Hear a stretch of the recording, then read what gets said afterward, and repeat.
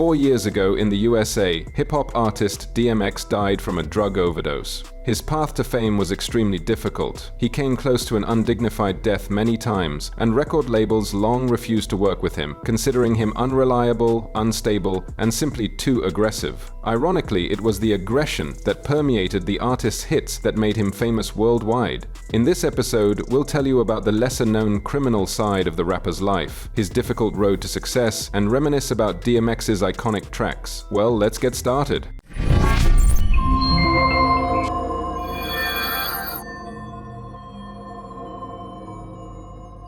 Earl Simmons grew up in Yonkers, New York. His childhood was tough. He didn't know his father, and his mother, who gave birth to him in 1970 at the age of 19, raised him harshly, often resorting to corporal punishment. Young Earl often got into fights and even lashed out at his school teachers, throwing chairs at them. The school didn't tolerate such behavior for long. After another altercation with a teacher, Simmons found himself in court and was sentenced to his first confinement, 18 months, in a closed boarding school for troubled teens. Earl was only 10 years old at the time. However, the sentence didn't put Simmons on the right path. Quite the opposite. For the child returning from the boarding school, fights became a regular event, and he began committing robberies, which made him a frequent visitor to police stations. His mother, tired of dealing with her uncontrollable child, eventually sent him to another boarding school. There, Earl got into beatboxing and came up with the nickname DMX, the Beatbox Enforcer. Simmons' first steady income came from robbing school children and elderly people. He referred to his criminal activity as his job because he robbed people 3 times a day, working according to a schedule. In the morning, he would jump on children heading to school. After school, he would ambush students who were let out early on empty streets. In the evening after sunset, he would target the elderly, who were the wealthiest victims. He took money, jewelry, clothes, and sneakers from people, which he later sold cheaply. Simmons looked for other ways to make money. He even tried house robberies, but he didn't enjoy that, just like selling drugs. This guy, Reddy Ron, he was like an older brother to me. And he would rap, and I would do the beatbox. The theme of my life is blessed with the curse. And the curse aspect of it was, like I said, I didn't smoke cigarettes, I didn't smoke weed, I didn't do anything. I'm 14 years old. And me and my man should do a robbery one night, and it was his birthday, and we came back, we spent the money. I said, hey, take this, go get something nice for your birthday, whatever. And as I'm counting the money, he lights the blunt.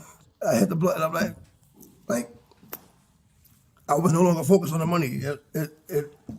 I never felt like this, it just fucked me up. I'm like, the fuck? And I later found out that he laced the blunt with crack. Why would you do that to a child? And he knew how I looked up to him. I wouldn't do that to my worst enemy. I wouldn't wish that on my worst enemy. For his business, Simmons even assembled a team of 2 people. At the same time, he became addicted to substances, which gave him yet another reason to rob people. If before he did it to feed himself, now he had to quench his costly addiction to illegal substances. In 1986, when Simmons was 16 years old, he got into another scuffle with the police. At that time, he had a dog named Blackie, who attacked the officer who had detained Earl. The cop shot the dog. A week later, fueled by his addiction, Simmons came to school with a sawed-off shotgun hidden in his pants and robbed children right in the cafeteria. Here's what he said: "I didn't care about anyone or anything, I was ready to rob anyone." Simmons only took $4 from the school. A few days later, he was arrested for robbery and sentenced to his first big sentence: 2 years in a minimum security correctional facility for juvenile offenders.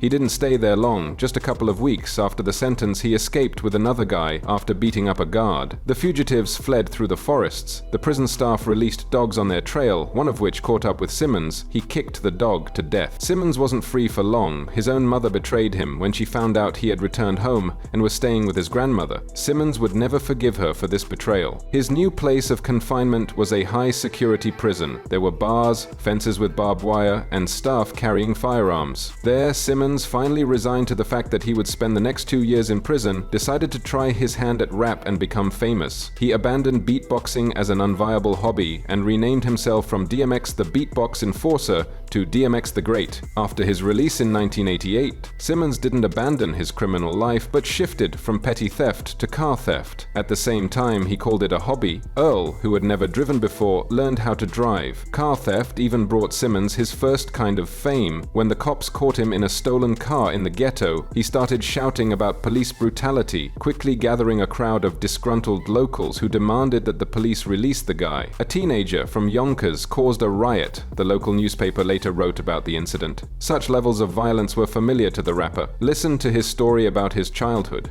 I remember a lot about my childhood. I used to get beat a lot of beatings. I didn't break a toothbrush, nothing. I mean, I had no clothes, anything. And it's like from way across the room. Like, all right, see you in 3 months. In his biography, the autobiography of DMX, the artist wrote that during those times, he mostly wrote songs when he found himself in prison. There, he became interested in freestyling and battle rap on the outside. In the 1990s, one of his opponents was even rapper Jay-Z. Soon, by his own admission, Simmons stopped fearing prison sentences. Here is his quote. "I got used to life behind bars. Prison almost became a comfortable place for me. I wasn't afraid of it anymore. I got used to sleeping on a hard surface. I got used to rotten food. I just got used to the dirty loneliness of life and accepted it as it was. I didn't want visits. I didn't want letters. Letters made me nostalgic and thirsty to go home."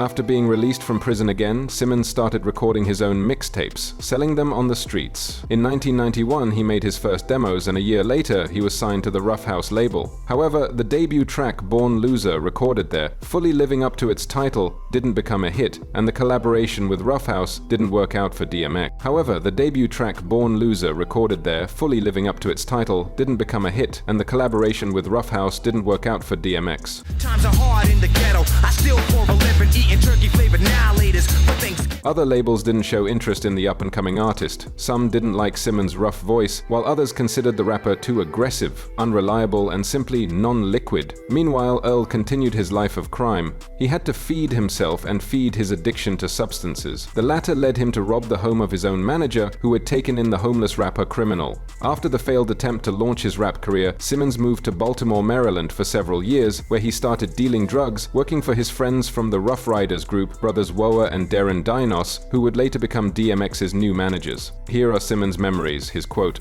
"We had 2 bases on the west side of the city. At least 8 people from the team worked in 2 12-hour shifts, and after a couple of weeks in Baltimore, I was once again convinced that I didn't want to deal drugs. Not that it wasn't a profitable business. I'd never seen so many high people in one place in my life. It was as if all the people of the city lined up on one corner for this stuff. But after 6 hours in one spot, my legs stopped working, and the cops seemed to enjoy arresting me just for standing on the street. I couldn't have lasted long doing that." As you've probably understood, substances played an important role in the artist's life. You could say they even destroyed it, or at least a large part of it. Throughout his career, he repeatedly spoke negatively about his addiction. It looked something like this.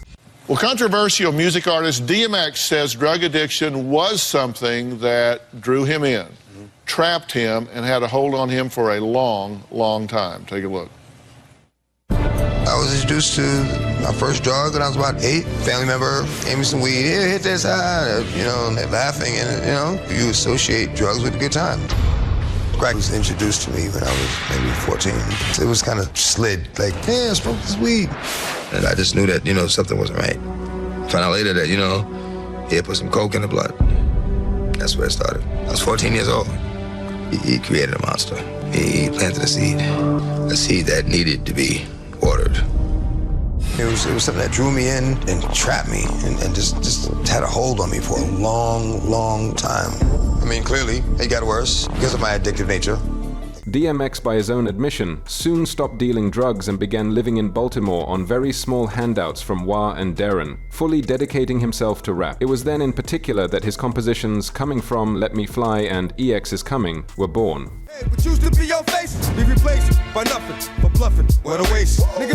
In the mid-1990s, he returned to Yonkers and participated in recording a few other people's singles, but DMX's real musical career began only years later, at the end of the 1990s. In 1994, DMX almost signed a contract with the Death Row Records label, where Tupac and Snoop Dogg also recorded. Suge Knight, who founded the label along with Dr. Dre and Dick Griffey, appreciated Earl's freestyle and offered him a collaboration. The rapper was represented by the founder of Rough Riders, Shaquille Dean, but he didn't like the terms proposed by Death Row Records. In 1998, the rapper managed to get an audition with the producers of the large Def Jam label. For the audition, DMX appeared with his mouth stitched up. Not long before that, he had gotten into another fight and was severely beaten. The reputation of a street thief lingered on him for a long time, and what was far more dangerous on the streets of Yonkers was not running into cops but local guys with guns, who easily resorted to vigilante justice. The rapper was reciting lyrics in front of the label representative while ignoring his injury, as the stitches on his mouth were simply coming apart, something that made an indelible impression on the producer.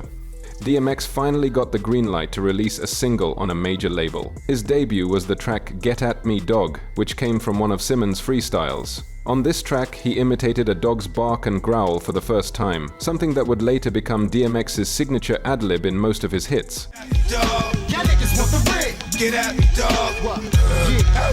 Here's how the artist himself explains the barking, quote, "I didn't actually plan to bark. I didn't even think about it until it came out of my mouth. I just closely associated myself with my pit bulls, what they symbolized to me, and that sound was pretty natural for me. It wasn't some kind of joke. The growling and barking for me, that's a form of self-expression. My feelings are contained in it," end quote. And I could hardly have predicted that this bark would be heard all over the world. DMX's love for dogs is so strong that it actually deserves another piece. The rapper always surrounded himself with dogs, mainly pit bulls, since childhood. As rapper Jadakiss, who knew Simmons long before his rise to fame, recalled, he hardly used weapons for robbery. For that, he had his pit bull Boomer, quote, "He was very dangerous. If you saw him with Boomer, you knew what he was going to do. Rob everyone with a dog. Not a weaponized robbery, a robbery with a dog." Moreover, according to hip-hop artist Murder Mook, DMX, who gained his first fame in the rap community through battles, even trained one of his dogs to growl on command during his rounds. Pit bulls could often be seen in Simmons' music videos, and the rapper placed them on the covers of his albums Grand Champ and Year of the Dog Again. I'm gonna give you a story, man. DMX, he lived in around our hood, like they had put him like in his building to chill out for. Did he have dogs? He had his dog, okay. right? Boom, Continue. right? So he battling on the corner now, mind you, battling all the niggas around there, right? He battle him, and the nigga, he do some shit like, balls to the right me, balls to the like you, some balls to the like, be careful, take from my dog, she might bite you. And then the dog, he go, and then the dog go, like, no, then the dog, no, he said the dog, she might bite you, something with him. And then the dog growl, he's like, chill, ma, let me get him. Listen to me. DMX spent his entire career associating himself with dogs. Sometimes this led to sad moments. The rapper was often accused of mistreating animals. But sometimes it was funny. In one interview, DMX said that he loved eating dog food, and he was quite knowledgeable about it. Here are his words. "Canned food smells the best, but it has few vitamins. But most popular brands have enough of them." By the way, the artist himself also spoke more than once about his love for dogs. He said that they are more loyal than people. Also, dogs can't lie and pretend. Well, according to Simmons, dogs can kill for you, not like people who swear their loyalty. Here's one of his sayings. I love dogs. I like dogs more than people. You love dogs more than people? More than people. Can you break that down for us? A dog doesn't know how to lie to you. A dog doesn't know how to be fake. It is what it is. You know what I'm saying? If you shit, he gonna be, but you could catch your dog taking a shit, hit it with the newspaper, and then somebody knock on the door. Nigga, he go like, pause and ass whooping. Let's address this situation. Right. And be ready to kill for you right after you whoop his ass. That's unconditional love.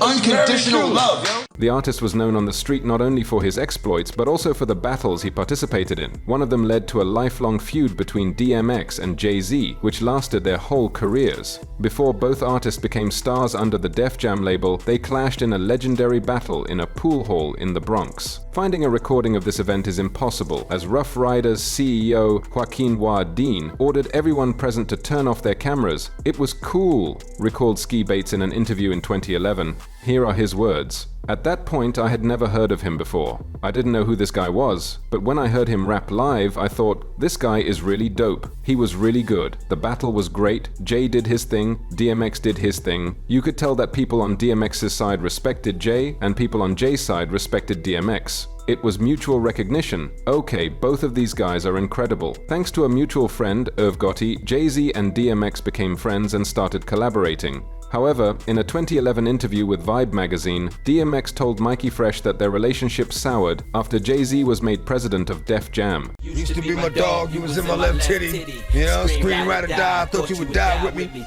You know, what happened was, you know, like I said, I had the crazy track record of Def Jam, everything was good. You know, I go to do the 6th album, and you know, Jay-Z became president. Yeah. You know, when he first got the job, he hit me with the call like, yo, dog, MH is running the building, like, yo, you good? Finish the album, shoot the video. So what happened? Let's go on vacation and, you know, we don't know. What you mean you don't know? How do you listen to a whole album, pick a single, shoot a video, then don't know? Okay, I see what's really good. You're trying to eliminate the competition. You know, because at first you retire, you know, then get me off the label, now you're back rapping again. Okay. There were once plans to unite DMX, Jay-Z, and Ja Rule in one group. However, this became another case where relationships between label artists and mutual friends, including Irv Gotti, soured. Any hopes for a joint album by the trio Jay-Z, DMX, and J. Rule titled Murder Incorporated were shattered when DMX, in a 2002 interview with MTV's Shaheem Reed, talked about his diss track on J. Rule titled Ruled Out. Simmons stated that Jay was stealing his signature style and had gone too far into Hollywood. Over time, DMX and Ja Rule restored their relationship to a normal level of communication, but according to Simmons' interview with Vibe in 2011, he preferred to keep his distance. I didn't realize he was sitting right behind me. I'm like, all right, I've been here long enough. I already performed. Like, I'm not trying to sit here. I mean, it takes about 4 or 5 hours to film a 1-hour show. So I'm like, oh, that's my cue. And I get up. I already seen his wife. And you know, me being that person, I was like, if I got a problem with you, it's not going to spill over into, you mean, I'm not going to act different towards you. You mean, right. So, you know, I already spoke to her, hey, how you doing, my ass? So I was like, wow, she got pigs. And so then, when the intermission came, I got up to leave, I turned around, it was like, and it was like, silence. Like, it was like all quiet. I was like, what up, man? Like, I don't know who extended their hand first,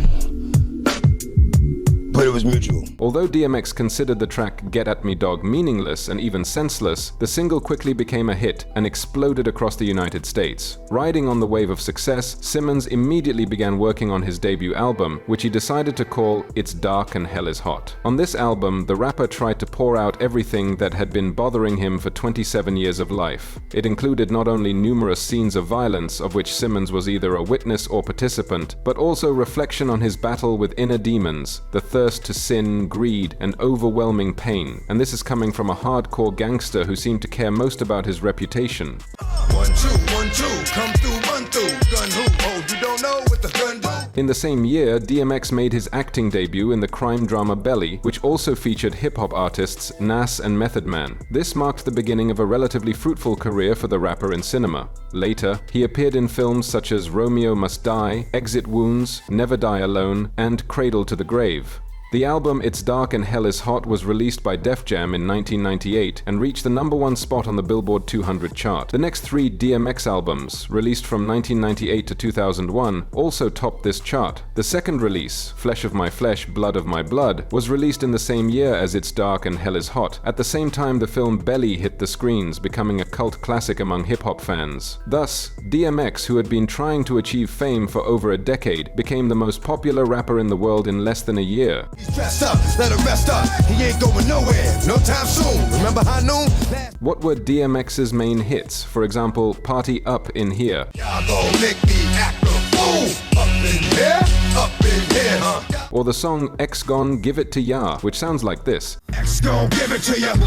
Wait for you to get it on your own. X gon' deliver to. There were also other well-known tracks like Where the Hood At, We Right Here, and Rough Riders Anthem. All of them, in addition to quality dance beats and, in some cases, his trademark barking, share extremely aggressive, violent, and brutal lyrics, half of which are even considered diss tracks aimed at unnamed rappers.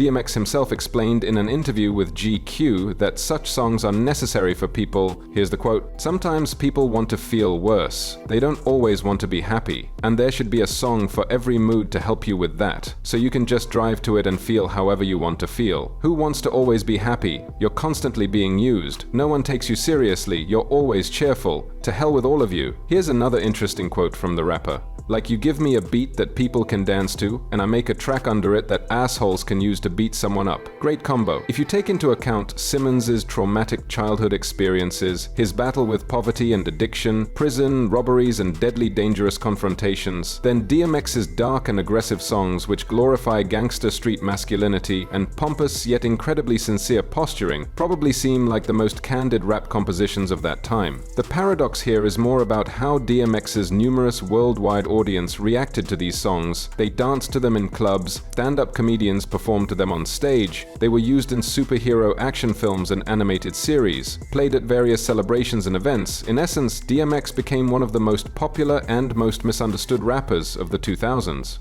If I'm strong enough, I'll live long enough to see my kids doing something more constructive with the time. In 2004, DMX crashed a car in a New York airport parking lot. To avoid punishment, he pretended to be an FBI agent and tried to drive away in someone else's car on official business. But the police quickly exposed the fake agent and found substances in his car. It turned out that Simmons had broken into the parking lot to avoid paying the $9 parking fee, even though he had enough cash on him. In the end, he paid a fine of $240,000. In the 2000s, another amusing story happened. In 2008, DMX was asked what he thought about the African-American presidential candidate Barack Obama. DMX reaction: here's what he said. "His name is Barack? What's a Barack? Barack Obama. Is he like from Africa? What the hell? There's no such name. No black person is called that. You're joking. If I meet him, I'll tell him to stop with that. It's not your name. Your mum couldn't have named you damn Barack." Or here's an interesting report on the rapper's relationship with computer technology. I don't want to learn. Are you lying? Come on, do you know how to like Google yourself? No. I know how to do it on the phone. But you don't know how to do it on the No, it's laptop. too much. Look at all these things. It's too much stuff. It's Look, a toolbar. Look, the stuff. Those like, are like I the don't, windows that are open. That's scary. It's scary. Who cares that Google? Like that don't even make sense. That's like something you call somebody like a baby. Google, like you know, like. Photographer Matt Salaku spent an entire day with the rapper in 2008. Less than 24 hours was enough to show all the charm of the performer and his demons. To help you better understand the kind of person DMX was, here's a situation from that day. Quote from the photographer: "As we were returning to the car, DMX said to me, 'To talk to people, you have to be among them.' We drove around the block and saw a 2-story building, public housing with 30 people of various ages sitting on chairs and relaxing. DMX floored it and, screeching the tires, stopped just inches from the group of guys sitting on a big blue cooler. DMX got out of the car and immediately started barking off, 'How's it going? How's it going?' raising his hands up. Confusion quickly turned to excitement. People surrounded him, hugged him, and asked for autographs. On the way back, the rapper floored it again, going up to 220 kilometers per hour. I buckled my seatbelt. 'This thing is more likely to kill you than save your life,' he said. I asked why. 'If you buckle up, you might never be able to unbuckle it,' he replied, adding that the buckle could melt in an accident and it wouldn't open. The night ended with the police chasing us down the highway. DMX evaded them by turning onto a parking lot, where we spent the next 2 hours discussing hip-hop and my New Balance sneakers, which Simmons found quite amusing. DMX reminded me of Bands, the character from the movie Belly that he played. He was a guy who didn't respect the law but wanted to live right. A guy who met his demons but still had to defeat them. In December of the same year, DMX was arrested at the house of renowned producer Scott Storch in Miami for drug possession, document forgery, and animal abuse. After 90 days in May 2009, he was released. And yes, during his time in jail, things were not going smoothly for the rapper either. Once, he threw a food tray at a prison officer, which was considered an assault. The rapper could have had his sentence extended to 8 years. A year later, DMX was arrested for violating his probation, specifically for failing to check in with a police officer. The court decided to transfer DMX to a psychiatric hospital. The rapper was then sent to prison for tax evasion and was given a year in a maximum security facility. After that, his career rapidly declined due to a series of crazy events in his biography. His last film was released in 2008 titled Death Toll. Critics panned the movie, giving it extremely low ratings. His final album, Undisputed, came out in 2012, but it didn't achieve much popularity with listeners. Simmons apparently recognized the irony that the whole whole world was dancing to his songs about murders, gang battles, and hopeless life in the ghetto, and according to him, he never deliberately tried to make pop hits for the mass audience, not even paying attention to why some of his tracks became super popular. The success that a song gets has nothing to do with the reason I recorded it. It becomes a hit. Well, that's great, you know? I make them sincerely and I don't compromise. The refusal to compromise, dictated by Simmons' upbringing, was manifested not only in his approach to music, which in essence hardly changed at all from the revolutionary aggressive openness of It's Dark and Hell is Hot, but also in his attitude toward his own health. Earl, who had hidden his severe addiction from his loved ones since the age of 14, for a long time refused professional help, considering it a sign of weakness. By the end of the 2010s, he started visiting rehab clinics with increasing regularity, although his stays didn't significantly improve his condition. In 2016, he almost died from an overdose, and a year later he cancelled all concerts and went to a rehab center, again cancelled performances, and ended up in rehab in 2019 and again in 2020.